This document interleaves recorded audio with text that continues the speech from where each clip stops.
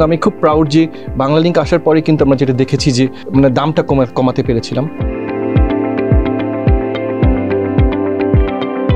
একজনের জন্য যত স্পেকট্রাম দরকার আমাদের সবচেয়ে বেশি, সেই জন্য আমরা স্পিডটা বেশি দিতে পারছি।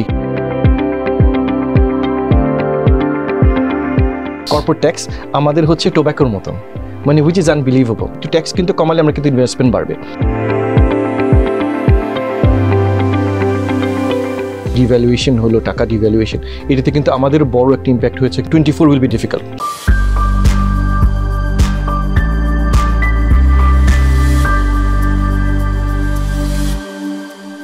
প্রিয় দর্শক, আপনাদের সবাইকে স্বাগতম Jamuna bank presents TVS corporate টক্সে। দর্শক, আমাদের সঙ্গে আজকে স্টুডিওতে অতিথি হিসেবে আছেন বাংলালিংক, বাংলাদেশের অন্যতম মোবাইল ফোন অপারেটর আমরা জানি। তো বাংলালিংকের chief corporate and regulatory affairs officer Taimur Rahman. দর্শক, আমরা যদি তার একটু পরিচয় দেই, প্রায় 3 দশকের অভিজ্ঞতা এই টেকনোলজি অ্যান্ড টেলিকম ইন্ডাস্ট্রিতে। এরিকসনে কাজ করেছেন, গ্রামীণ ফোনে কাজ করেছেন, তারপরে বাংলালিংকে করছেন এখন অনেক বছর ধরে। সো দর্শক, আমরা বাংলাদেশে জানি যে মোবাইল ফোন এখন কিন্তু জীবনেরই একটা অংশ প্রত্যেকেরই। সেটা একটা গ্রামের সাধারণ কৃষকের থেকে শুরু করে ঢাকাতে যারা রিক্সা চালাচ্ছে সবার জন্য কিন্তু আসলে এটা জীবনের একটা অবিচ্ছেদ্য অংশ হয়েছে। এটা কেউ আসলে অ্যাভয়েড করা ডিফিকাল্ট। সো এই যে টেলকো ইন্ডাস্ট্রি, দর্শক কেমন আছে, কেমন চলছে বাংলাদেশে? এটা প্রায় 25 বছরের ইন্ডাস্ট্রি প্রাইভেট সেক্টরে। তো এটা আমরা এটা নিয়ে আলোচনা করব যে কিভাবে টেলকো ইন্ডাস্ট্রি চলছে বাংলাদেশের। আমরা জানি দর্শক, অর্থনীতির বিভিন্ন ইন্ডিকেটরে কিছু চাপ আমরা লক্ষ্য করছি অনেক দিন ধরে, এবং সামনে আসলে কীরকম হতে পারে এই টেলিকম ইন্ডাস্ট্রি বাংলাদেশের জন্য, বাংলাদেশের অর্থনীতির সাথে আরও কিভাবে ইন্টিগ্রেটেড হতে পারে। সো দর্শক, এইসব বিষয় নিয়ে আমরা আলোচনা করব এবং আপনাদের সঙ্গে শেয়ার করব। আমাদের আজকের গেস্টের সঙ্গে দর্শক আপনাদের পরিচয় করিয়ে দিচ্ছি, মিস্টার তৈমুর রহমান। তৈমুর ভাই, আপনাকে স্বাগতম টিভিএস স্টুডিওতে। Thank you so much for having me. Taimur ভাই, বলছিলাম যে এই যে টেলকো ইন্ডাস্ট্রি 1997 সালে প্রাইভেট সেক্টর শুরু করলো। তার আগে সিটিসেল করেছিল, বাট সেটার স্কেলটা খুবই কম ছিল। তো আফটার 2000 এটা আসলে এটার গ্রোথটা শুরু হয়। তো আপনারা তারপরে এসেছেন বাংলালিংক। তো বাংলাদেশে এখন টেলিকম ইন্ডাস্ট্রি এখন কি অবস্থা, আপনি যদি ব্রিফলি দর্শকদের সাথে একটু শেয়ার করেন। Thank you very much. আপনি জানেন যে 97 থেকে আপনি যেটা বলেন যে আমাদের মোবাইল অপারেশন শুরু হয়েছে, তখন কিন্তু 3টা অপারেটরকে লাইসেন্স দেওয়া হয়েছিল। সিটিসেল তো ছিল আগে থেকে, গ্রামীণ ফোন, সেবা, এবং তখনকার রবি ছিল না, তখন ছিল একেটেল, তো এখন যেটা রবি হয়েছে আর কি। তারপর পরে কিন্তু আবার এয়ারটেলকেও দেওয়া হয়েছিল, যেটা পরে এয়ারটেল এবং রবি মার্জ হয়েছিল 2010-এর দিকে। এখন যদি আমি বলি যে বাংলালিংক কখন এসছে, বাংলালিংক আসে 2005 সালে, প্রায় 7-8 বছর পরে অন্যরা আসার পরে। সেবা টেলিকম তখন ছিল। যখন 2005 সালে কিন্তু গ্রামীণ ফোন এবং একেটেল অনেক এগিয়ে গিয়েছিল, তখন সেবা কিন্তু তখন ওরকম এক্সপ্যান্ড করেনি, 50-60টা সাইট ছিল। বাংলালিংক আসার পরে এক্সপ্যানশনটা হলো, এবং আমি খুব প্রাউড যে বাংলালিংক আসার পরে কিন্তু আমরা যেটা দেখেছি যে আমরা মানে মানুষের মানে দামটা কমাতে পেরেছিলাম, মানুষ যাতে অ্যাফোর্ডেবিলিটিটা বাড়াতে পেরেছিলাম। এই ডিজিটাল ডিভাইডটা আমরা চেষ্টা করেছিলাম কমাতে, এবং তারপরে কিন্তু দাম অনেক কমে এসেছে। আমরা জানি যে 7 টাকা মিনিট ছিল, কিন্তু আমরা কিন্তু অনেক কমে নিয়ে আসছি, এবং তার ফলে কিন্তু এখন যেটা দেখা যাচ্ছে যে সবাই মোবাইল ফোন ইউজ করছে। সেটা একটা বড় একটা আমি বলবো যে একটা রেভলিউশন আমরা করেছিলাম, যার জন্য আমরা খুব প্রাউড আর কি। এই মুহূর্তে আমি যদি বলি যে এখন কিন্তু ডেটা, ভয়েস কিন্তু অফকোর্স অনেক এখনও আমাদের বেশি ইউজ হয় মানুষের, কিন্তু ডেটা কিন্তু এখন আস্তে আস্তে অনেক বেড়েছে, এবং আমরা দেখছি যে ভয়েস আস্তে আস্তে কমে যাচ্ছে এবং ডেটাই কিন্তু মানুষ বেশি আস্তে আস্তে ইউজ করছে। যদি বলি এখন যদি বলি পার্সেন্টেজ, প্রায় 30% কিন্তু এখন প্রায় ডেটা ইউজ করছে। একটা ইস্যু হচ্ছে কিন্তু এটা কি আপনাদের রেভিনিউর বলছেন নাকি? আমি বলি ডেটা ইউজার্স যদি হয় প্রায় 50%-এর মতন, রেভিনিউ যদি বলা হয় 25-30% এখন যেটা আমাদের এখন প্রবলেম যেটা হচ্ছে যে ফোনস কিন্তু এখনো ওরকম পেনিট্রেশন করে নাই। অ্যারাউন্ড 55% কিন্তু এখনো স্মার্টফোন যদি আমি বলি পেনিট্রেশন করেছে, এখন অনেক বাকি আছে বাংলাদেশে। 45% এখনো ফিচার ফোন ইউজ করছে। সো এটাই কিন্তু একটা বড় একটা আমার মনে হয় যেটা ধাপ কিভাবে আমরা আরও স্মার্টফোন বাড়াতে পারি, এটা নিয়ে কিন্তু আমরা কাজ করছি যে আরও কীভাবে অ্যাফোর্ডেবল করতে পারি। এখন তো বাংলাদেশেও আমাদের বানানো হচ্ছে হ্যান্ডসেট, যার ফলে অনেক কমেছে দাম, কিন্তু তারপরে মনে হয় আরও বাড়াতে হবে যাতে আস্তে আস্তে কিন্তু স্মার্টফোনের দিকে যাতে মানুষ আরও ইউজ করতে পারে। সো আমরা এখন যদি দেখি যে একটা হচ্ছে কিভাবে আমাদের স্মার্টফোন বাড়াতে পারি, আরেকটা কিভাবে হচ্ছে আমাদের ডেটা মনিটাইজ করতে পারি। আমরা কিন্তু যেটা দেখেছি যে ডেটার কিন্তু প্রাইস আমাদের ওয়ার্ল্ডের মধ্যে আমরা খুব কম রেখেছি, কিন্তু কম রাখার ফলে আমাদের অফকোর্স আমাদের ডেটার এক্সপেনশন হচ্ছে। এখন ভলিউমের জন্য কিন্তু অফকোর্স আমরা কিন্তু বাংলাদেশে কিন্তু ভলিউম আছে, সেই জন্যই কিন্তু আমরা অফকোর্স আমরা এক্সপ্যান্ড করে যাচ্ছি এবং আমাদের ইনভেস্টাররাও ইনভেস্ট করে যাচ্ছে। যেটা বাংলা লিঙ্কের যেটা সমস্যা মাঝখানে হয়েছিল সেটা হচ্ছে যে আমাদের ইনভেস্টমেন্টটা কমে গিয়েছিল মাঝখানে, যেহেতু আমরা পিছনে পড়ে গিয়েছিলাম অন্যদের তুলনায়। তো আমরা কিন্তু গত 2 বছরে আমাদের 2 বছর আগে অ্যারাউন্ড 9,500 সাইট ছিল, এখন প্রায় 16,000 হয়ে গেছে। তো আমরা কিন্তু মোটামুটি অ্যাট পার যদি বলি অন্য বড় অপারেটরের সঙ্গে কাছাকাছি চলে আসছি এবং আমাদের কাভারেজটা অনেক বেড়েছে। এবং আরেকটা যেটা জিনিস আমরা যেটা করেছি, আচ্ছা ডেটা স্পিডের উপর কিসের উপর ডিপেন্ড করে? ডেটা স্পিড ডিপেন্ড করে হচ্ছে অফকোর্স আপনার যদি অনেক বেস স্টেশন থাকে, তারপর আরেকটা হচ্ছে আপনার স্পেকট্রাম যদি বেশি থাকে। তো স্পেকট্রাম কিন্তু আমাদের গত 2 বছরে আমরা কিন্তু অনেক ইনভেস্ট করেছি, যার ফলে আমাদের স্পেকট্রাম পার সাবস্ক্রাইবার, মানে একজনের জন্য যত স্পেকট্রাম দরকার পার সাবস্ক্রাইবার আমাদের 3টা অপারেটর যদি বলি আমাদের সবচেয়ে বেশি, সেই জন্য আমরা স্পিডটা বেশি দিতে পারছি অন্যদের তুলনায় এই মুহূর্তে। সেই জন্য কিন্তু আমরা দেখছি যে আমাদের কাস্টমাররা অনেক স্যাটিসফাইড যে আমাদের ভালো স্পিড দিতে পারছি। কিন্তু এটাতে কিন্তু অফকোর্স ফিউচারের জন্য লিমিটেড না। যেমন আমি যদি 4Gতে বলি 50-60 Mbps পর্যন্ত যায়, কিন্তু আপনি যখন IoT আসবে বা আর্টিফিশিয়াল ইন্টেলিজেন্স আসবে আরও স্পিড দরকার হবে। তখন ওই যে মানুষ যেটা বলছে 5G বা 6G টেকনোলজিসে যদি যাই, ওইসব দিকে আমাদের দিতে হবে, আরও স্পেকট্রাম আরও নিতে হবে। সো আমরা যেটা বলছি স্পেকট্রাম কিন্তু এখনো কস্ট কিন্তু আমাদের বেশ, প্রায় $30 মিলিয়ন পার মেগাহার্টজ। আমাদের কিন্তু অনেক স্পেকট্রামের কস্ট। এটা যদি কম্পেয়ার করি ধরেন যে আমাদের প্রতিবেশী দেশ ইন্ডিয়ার সঙ্গে, সেটা আমি যদি ইন্ডিয়া বা সার্কেল আছে তো ইন্ডিয়ার সঙ্গে, ইন্ডিয়াতে কিন্তু এখন অনেক দাম কমিয়ে দিয়েছে এবং বাইরে কিছু কিছু দেশে দেখা যাচ্ছে যে স্পেকট্রাম ফ্রিও দেয় যাতে মানুষ আরো বেশি ইন্টারনেট ইউজ করতে পারে। সো মানে গভর্নমেন্টের ওইটি পলিসি যে আমি ফর এক্সাম্পল সিঙ্গাপুর আছে, তারপর ইউরোপের অনেক জায়গায় আছে যেখানে অনেক স্পেকট্রাম কম দাম দিয়ে তারা বলে যে মানুষ যাতে ইউজ করতে পারে এবং রেভিনিউ তো গভর্নমেন্ট পাচ্ছে যখন ইন্টারনেট বেশি ইউজ করছে।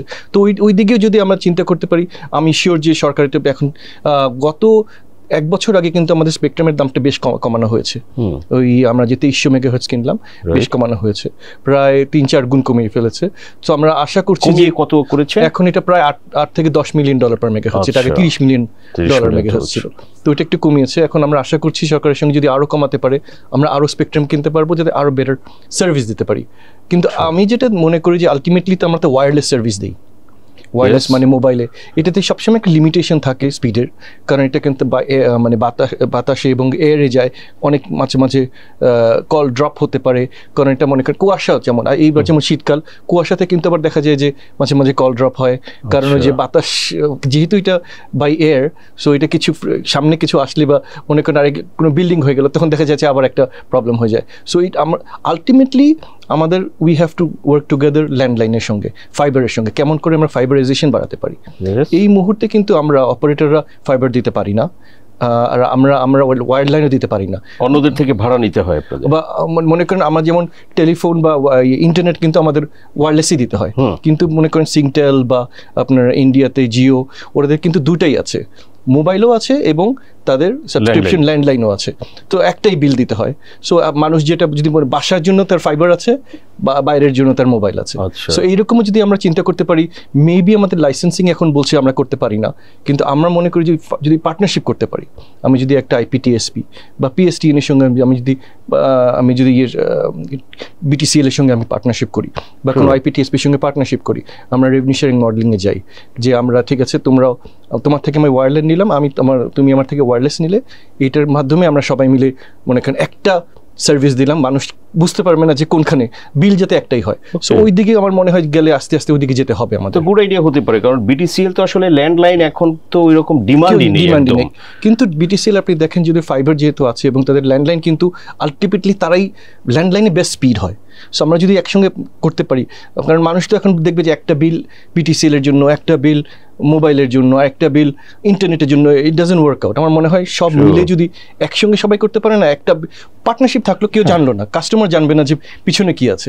I think that's something where we should go, মানে সত্যি সত্যি যদি আমি টেলিকমিউনিকেশনের ফুল ফোর্সটা ইউজ করতে চাই। রাইট, ভেরি গুড আইডিয়া হতে পারে এটা।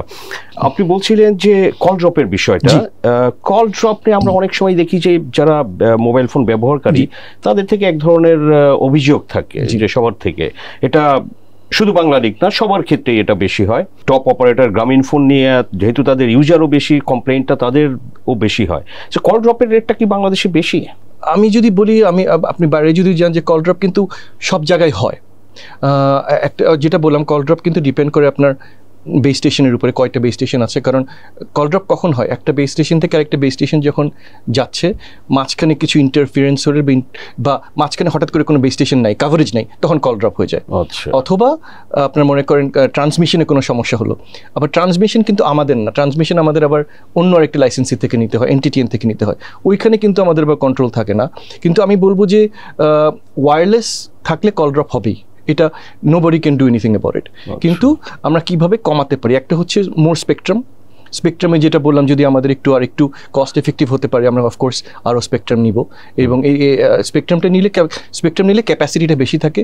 ওই যখন হঠাৎ করে হয় কি, যখন মানুষ কথা বলছে, হঠাৎ করে দেখা যাচ্ছে যে ক্যাপাসিটির জন্য তার কেউ ঢুকে যাচ্ছে, কলটা ড্রপ হয়ে যাচ্ছে। সো এটা মাঝে মাঝে হয়, বাট আমাদের কিন্তু উই আর অলওয়েজ ট্রাইং যেতে কমাতে পারি। আমাদের বাংলালিংকের আমি বলবো যে তুলনামূলকভাবে কল ড্রপ একটু কম, কারণ আমাদের স্পেকট্রামটা একটু বেশি আছে।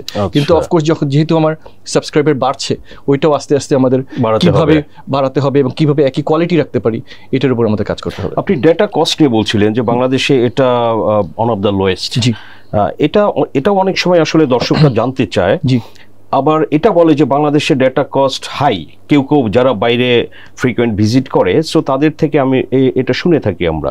সো বাংলাদেশের ডেটা কস্ট যদি একটু তুলনামূলকভাবে বলেন যে সাবকন্টিনেন্টের অন্যান্য দেশ বা আমাদের পিয়ার কান্ট্রিগুলোতে কীরকম এগুলো? আমি যেটা জানি যে আমাদের কিন্তু ডেটা কস্ট পিয়ার কান্ট্রি থেকে কম। অফকোর্স আমাদের এফোর্ডেবিলিটিও কম, আমাদের অফকোর্স মানুষের আর্নিং কম, সেজন্যই কিন্তু আমাদের কম রাখতে হয়েছে। কিন্তু একটা জিনিস যেটা হয় যে ডেটা প্রাইসিং করার সময় আমরা অফকোর্স চিন্তা করে দেখি যে মানুষের অ্যাফোর্ডেবিলিটি আছে কিনা, তারপরে আমরা প্রাইসিং করি।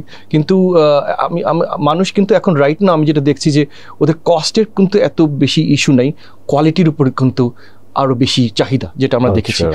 এটা কিন্তু প্রুভ করছে যে মানুষ কিন্তু এখন মোটামুটি ইন্টারনেটকে অ্যাফোর্ডেবল মনে করছে, কিন্তু ওরা আরও কোয়ালিটি চাচ্ছে।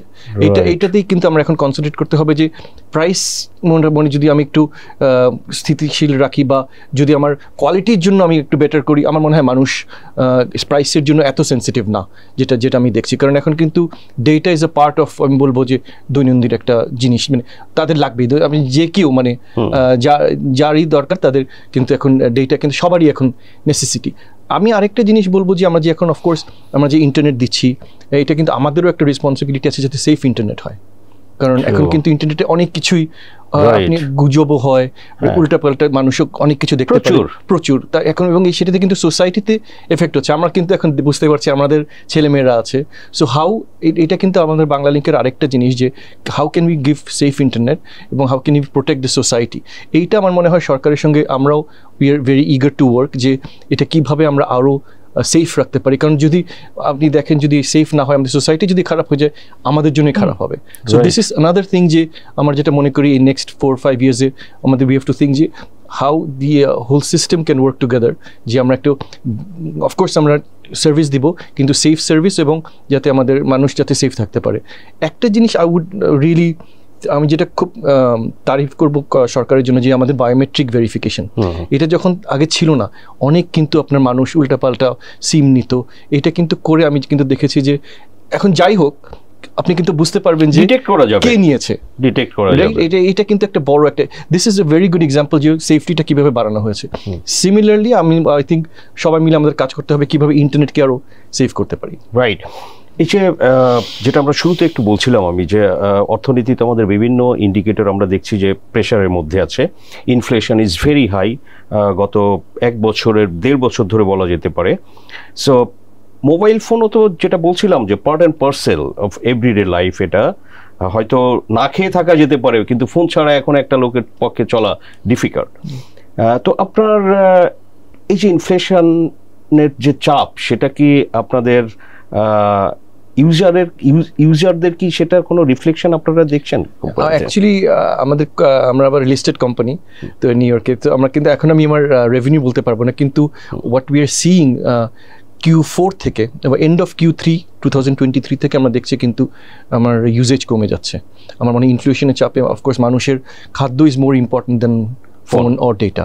আই থিঙ্ক দ্যাটস আমরা দেখছি এটা, এবং আমাদের Q4-এ আমরা মোস্ট প্রবলি আপনারাও দেখতে পারবেন আমাদের রেজাল্টগুলি যেটা হচ্ছে, মোস্ট প্রবলি আমাদের কোয়ার্টার অন কোয়ার্টার কিন্তু কমে গেছে, বিকজ কমে যেতে পারে, বিকজ এটা কিন্তু আমাদের ইনফ্লেশনের কারণে যেটা হয়, যেটা দেখছি যে একটু ইউজেজ কমছে।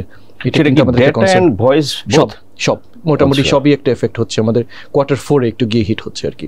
আর আরেকটা জিনিস যেটা বলবো যে আমরা যেমন বাংলা লিঙ্ক হোক, গ্রামীণ ফোন হোক, রবি হোক, সবাই কিন্তু আমাদের বাইরের ইনভেস্টর, এবং আমাদের যে টাকা ডিভ্যালুয়েশন হলো এটাতে কিন্তু আমাদের বড় একটা ইম্প্যাক্ট হয়েছে। কিন্তু আমাদের বিকজ আমাদের কিন্তু আবার যখন বাইরে আমাদের তো ডলারেই দেখাতে হয় রেভিনিউ, তো এটা কিন্তু অনেক আমাদের কমে গেছে কম্পারেটিভলি, বিকজ আমার টাকা ডিভ্যালুয়েশন, আমার কিন্তু রেভিনিউ এরকম বাড়ে নাই, কিন্তু ডলার যেহেতু অনেক কমে গেছে এক্সচেঞ্জের কারণে কিন্তু আমাদের কিন্তু একটা বড় একটা ইস্যু হচ্ছে আর কি অন্য দেশগুলোর তুলনায় আর কি। তো আমরা তো জানি যে এই যে টেলকো এই ধরনের কোম্পানি আপনাদের কন্টিনিউয়াস ইনভেস্ট করতে হয়, বিনিয়োগ করতে হয়, তো এখানে তো টেকনোলজি বা হার্ডওয়্যার, এনি ইকুইপমেন্ট সবই তো আসলে ইম্পোর্ট করতে হয়।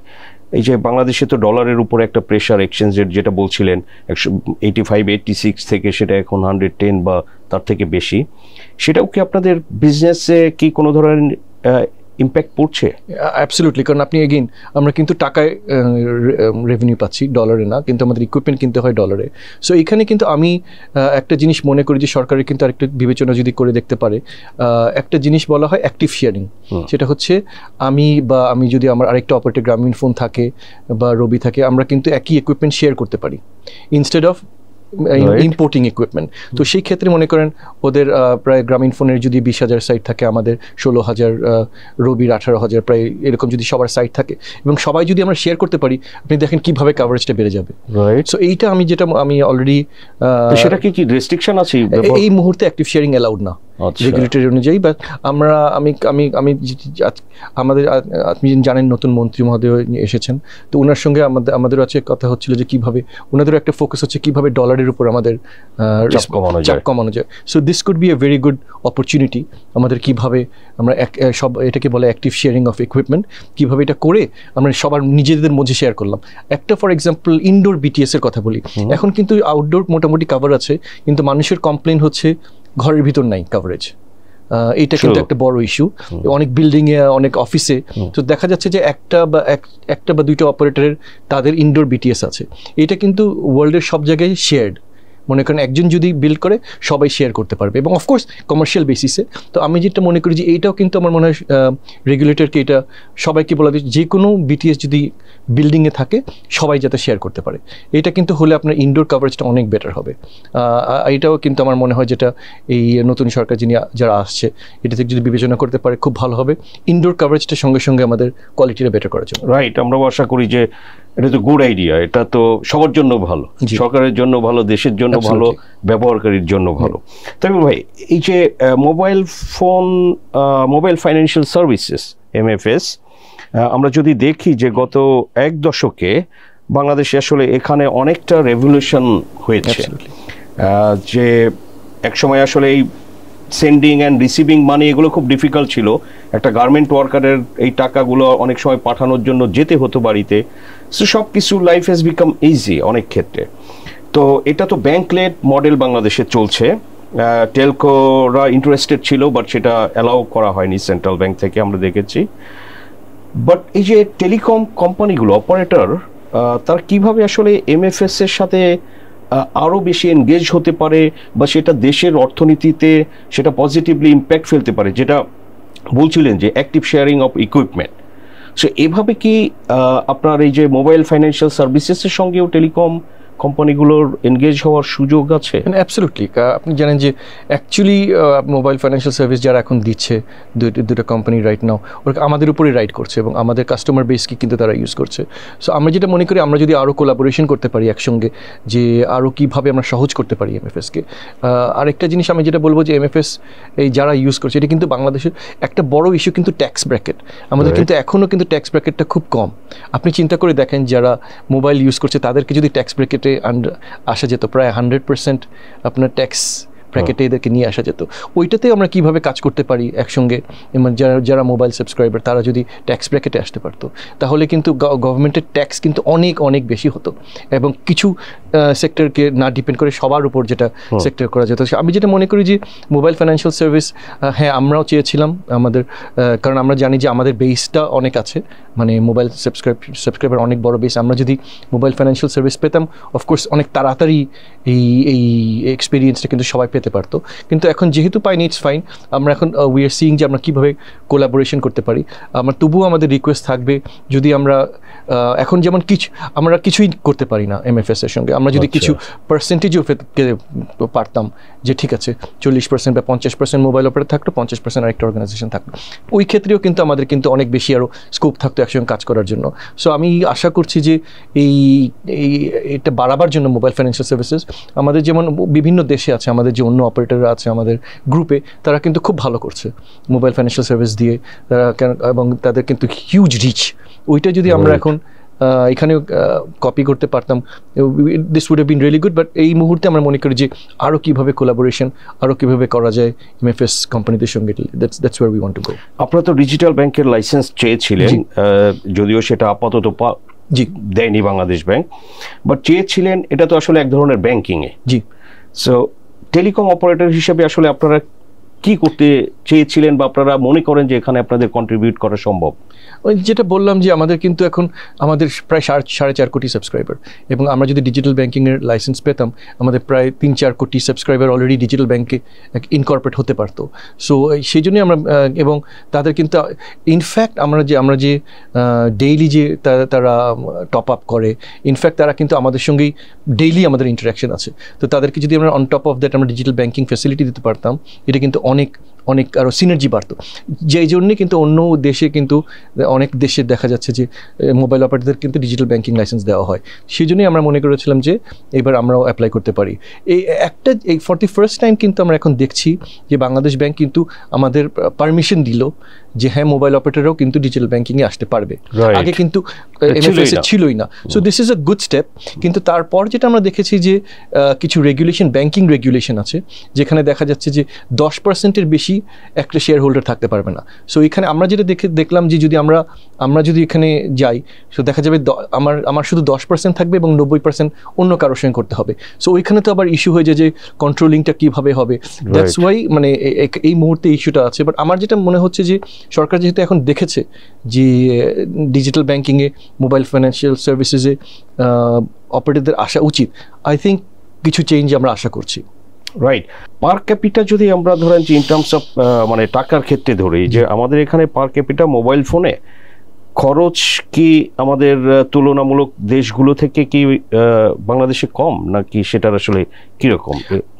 এগেইন আমি যেটা বলছি যে আমাদের রেভিনিউ কিন্তু আরপু, অ্যাভারেজ রেভিনিউ পার ইউজার কিন্তু one of the lowest world wide. মানুষ কিন্তু খরচ কম করে এবং মোবাইল সার্ভিসটা পায়। এটা হিস্টোরিক্যালি চলে আসছে। যদি পার্সেন্ট, আপনি যদি ফিগারে না বলতে চান, পার্সেন্টে যদি বলেন যে ইন্ডিয়া থেকে কি এটা আমাদের 50% or less than that? India কিন্তু এখন ডেটা অনেক বেশি ইউজ করছে। তাদের কিন্তু আমি বলবো যে তারা আমাদের থেকে প্রায় 50% বেশি হয়ে গেছে। আগে যেটা কম ছিল, তারা কিন্তু এখন ডেটা ইউজেজ বেড়ে গেছে। এবং আরেকটা জিনিস যেটা হয়েছে যে ইন্ডিয়াতে কিন্তু এখন আস্তে আস্তে আবার ডেটা প্রাইসটাও তারা একটু বাড়িয়েছে। সো আরপু একটু বেড়েছে আর কি ওদের। রাইট। আচ্ছা, আমরা একটু ফরওয়ার্ড লুকিং, যে সামনে এই যে নতুন বছর শুরু হলো এবং একই সঙ্গে আসলে নতুন সরকারেরও পথ চলা শুরু হলো। আপনার যেটা বলছিলাম যে অর্থনীতি কিছু প্রেসারে আছে, আপনার ধরেন যে 24-এ কেমন আশা করছেন? আমরা দেখছি যে অ্যাকচুয়ালি 24 ইজি হবে না। আপনি গ্লোবাল যদি আপনি দেখেন যে ইউক্রেন বা এখন আবার ইয়েমেন, সব জায়গায় যেটা লাগছে 24 উইল বি ডিফিকাল্ট, যেটা আমরা প্রত্যাশা করছি। তারপরে উইল বি প্রোঅ্যাক্টিভলি এবং কনফিডেন্ট থাকা উচিত যে বাংলাদেশে কিন্তু আমরা কিন্তু অনেক কিছু কাটিয়ে উঠতে পারি এবং আমরা কিন্তু খুব আমি বলবো যে খুব রেজিলিয়েন্ট। আপনি কোভিড দেখেন, কোভিডে কিন্তু আমি বলবো যে আমরা we played a big role.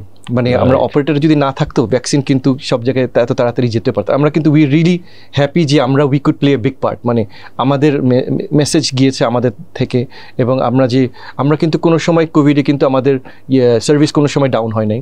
In fact আমরা চেষ্টা করেছি যাতে কোভিডে আরও বেটার সার্ভিস দিতে পারি। সো এটা কিন্তু গভর্নমেন্ট অ্যাপ্রিসিয়েট করেছে। সো এইটা কিন্তু আমরা যেটা মনে করি যে আমাদের রেজিলিয়েন্স যেহেতু আছে, আই থিঙ্ক ইলেকশন এখন হলো, হোপফুলি মানুষ কিন্তু আর একটু I think they will start to spend, এবং তারা আশা করছে যে তারা একটু মোর কনফিডেন্ট হবে। গত 4-5 মাস মনে হয় একটু মানুষ বুঝছিল না কি হবে না হবে, সো একটু মনে হয় ব্যাক স্টেপ ছিল, বাট আমরা আশা করছি যে এখন কিন্তু আরও বেটার হবে। ইনফ্যাক্ট আছে ট্রাফিকও কিন্তু অনেক বেশি, তো ট্রাফিক বেশি হলে আমাদের জন্য ভালো, মানুষ কথা বলে ফোনের মধ্যে। সো আই থিঙ্ক ইনশাল্লাহ we are still hopeful, but it will be difficult. আমাদের যেটা বলছে যে আমরা কিভাবে আরও এফিশিয়েন্ট হতে পারি, আমরা কিভাবে ডলারের উপর কম নির্ভরশীল হতে পারি, এবং কিভাবে আমরা সবাই শেয়ার করে আরও বেটার সার্ভিস দিতে পারি। আমার মনে হয় 24 উইল বি দ্যাট ইয়ার, যে আমরা কিভাবে দেখাতে পারি যে ফাইন, আমার কিন্তু যদিও গ্লোবাল ইকোনমির ইস্যু আছে, আমাদের ইকোনমিক ইস্যু আছে, বাট আমরা রেজিলিয়েন্স সবাই একসঙ্গে কীভাবে কাজ করে আরও বেটার করতে পারি। সরকারের থেকে আপনারা কি আশা করেন টেলকো ইন্ডাস্ট্রি হিসেবে? 54% আমাদের ট্যাক্স। আচ্ছা, এখনো মানে টোটাল ট্যাক্স। এবং আপনি যদি বলেন যে আমি যদি কোম্পানি ট্যাক্স যেটা হয় কর্পোরেট ট্যাক্স, আমাদের হচ্ছে টোব্যাকোর মতন, মানে উইচ ইজ আনবিলিভেবল, 45%, এবং যারা লিস্টে তাদের 40%। কিন্তু আপনি দেখেন যে 45% মানে ইউজুয়ালি ট্যাক্স কাদের বেশি হয়, যাদের মানে সিটিজেন কিন্তু খারাপ। আপনি যদি অন্য ইন্ডাস্ট্রির কথা বলেন যে এদের দ্বারা সিটিজেনদের জন্য খারাপ। আমরা কিন্তু অ্যাকচুয়ালি আমরা কিন্তু জিডিপি বাড়াই, আমরা কিন্তু সিটিজেনের জন্য আমরা কমিউনিকেশন বাড়াচ্ছি, we are dividing the digital dividend, we are decreasing the digital dividend, কিন্তু আমাদের দেখা যাচ্ছে সবচেয়ে ট্যাক্স বেশি। সো এইটা কিন্তু আমরা যে সরকার যদি আমাদের একটু দেখতে পারে যে কীভাবে আমরা যদি একটু ট্যাক্স কিন্তু কমালে আমরা কিন্তু ইনভেস্টমেন্ট বাড়লে আরও কভারেজ বাড়বে, আরও কমিউনিকেশনের আরও ফ্যাসিলিটি বাড়বে। সো এইটা একটু আমাদের প্রত্যাশা যে এইবার বাজেটে যদি একটু দেখতে পারে সরকার, যদি আমাদের কিছু যদি লেভাই দেওয়া যায়, বা গ্রাজুয়ালিও যদি সেটা একটা কমায়, যে নেক্সট বাজেটে হয়তো কিছুটা কমালো, পরে আরও কিছুটা কমালো, যেহেতু আমাদের অর্থনীতির সাথে এটা আসলে খুবই ক্লোজলি ব্যাকবোন হয়ে গিয়েছে, ব্যাকবোন, রাইট? উইদাউট ফোন এটা আসলে চলা খুবই ডিফিকাল্ট। তো আমরা আশা করি তৈমুর ভাই সরকার এসব বিবেচনা করবে। খুব ভালো কিছু পয়েন্ট আপনি বলেছেন, যে এই যে অ্যাক্টিভ শেয়ারিং টেলকো কোম্পানিজগুলোর মধ্যে, সো তারপরে বিটিসিএল বা এই যে ল্যান্ডলাইনের সঙ্গে বা ইন্টারনেট প্রোভাইডার, সো এগুলো ইন্টিগ্রেট করা, এবং মোবাইল ফাইন্যান্সিয়াল সার্ভিসেস প্রোভাইডার যারা, তাদের সঙ্গে আরও বেশি ইন্টিগ্রেট করার আরও সুযোগ আছে।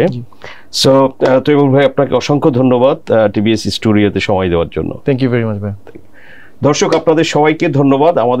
আমরা আলোচনা করলাম টেলকো ইন্ডাস্ট্রি এবং বিয়ন্ড, যেটা বাংলাদেশের অর্থনীতি, এবং আলোচনায় চলে আসলো যে আসলে অর্থনীতি যে চাপে আছে সেটা কিন্তু মোবাইল ফোন ব্যবহারের ক্ষেত্রেও দেখা যাচ্ছে যে সবার আসলে খরচটা একটু তারা কমিয়েছে, যেটা হয় যে ইনফ্লেশনের চাপে সবাই সব সময় অ্যাডজাস্ট করার চেষ্টা করে যে একটা কমানো একটা বাড়ানো এভাবে। সো অনেক ধরনের আমরা যে পয়েন্টসগুলো আলোচনা করলাম, সরকারের আসলে টেলিকম অপারেটরদের সঙ্গে কোলাবোরেট করার জন্য আরও অনেক বেশি স্কোপ আছে, যেটা স্পেকট্রাম ফিসটা কমিয়েছে। তারপরে হচ্ছে যে এই যে বিভিন্ন কোম্পানির মধ্যে কিভাবে আরও বেশি কোলাবোরেশন বাড়ানো যেতে পারে, সার্ভিস কোয়ালিটিতে তাতে বাড়বে, এই যে কল ড্রপ নিয়ে যেটা কমপ্লেন সেগুলো থাকবে না, বা আপনার ইন্টারনেট ইউজের ক্ষেত্রে বেশি স্পিড পাওয়া যাবে। সো দর্শক, আমরা আশা করি যে সরকার এগুলো বিবেচনা করবে এবং এই ইন্ডাস্ট্রি আরও বেশি ফ্লারিশ করবে এবং অর্থনীতিও আসলে আরও বেশি গতিশীল হবে। সো দর্শক, আপনাদের সবাইকে ধন্যবাদ। আমাদের আলোচনা ভালো লাগলে লাইক করবেন, শেয়ার করবেন।